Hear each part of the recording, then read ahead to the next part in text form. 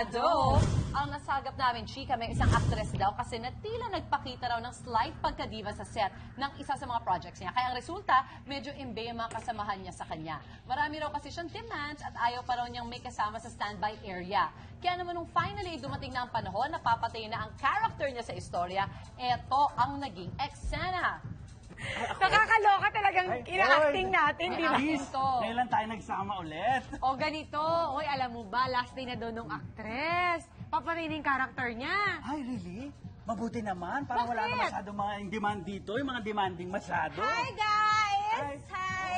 Last scene ko na to, dito, papasabugin yung car na sinasakyan ng character ko. Let's do this! Pasabugin na daw natin. Really? Opo, ma'am. Naku, dapat isama rin yung artistang yun. Para wala nang nagde-demand dito.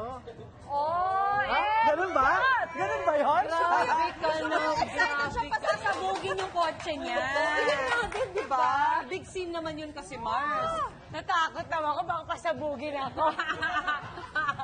Nako, sino si actress na gustong isama sa papasabuging kotse ng mga katrabaho niya sa set? Bubbles? Bubbles. Sino yan? Sino ang kinakahulaan? Ang galing mo. Ano ko ba? Binabasa niyo pala. Alam ko na. Bubbles. Kaya Grabe. sexy.